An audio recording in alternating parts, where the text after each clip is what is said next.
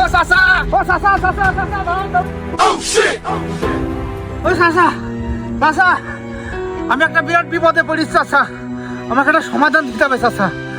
আরে বাপু, বিপদটা কি সেইটি তো আগে বলো। আমি আবার এই পূজার অনুষ্ঠানে যাচ্ছি তো, বেলা চলে যাচ্ছে।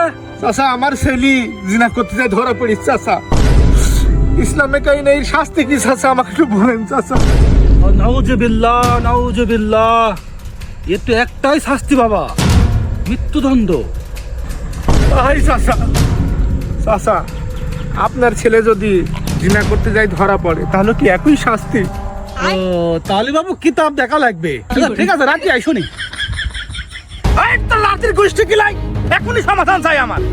ও, আপনারা দাঁড়িয়ালা টুপি পরি পূজা মণ্ডপে গেলে হয় হালাল, আর আমরা গেলে হয় দালাল। হ্যাঁ, আমার ছেলে জিনা করলি ডাইরেক্ট মৃত্যুদণ্ড, আর আপনার ছেলে জিনা করলে কিতাব দেখতে হবে। কোনটি পাইছেন এসব ফাইজলাম আর কইরেন না। হ্যাঁ, দাড়ি টুপির মান সম্মান রাখেন। আর একটা কথা বলে যাই, কথা কামার মিল রাখবেন, জবানে যা বলবেন সবার জন্য একই রকম করবেন।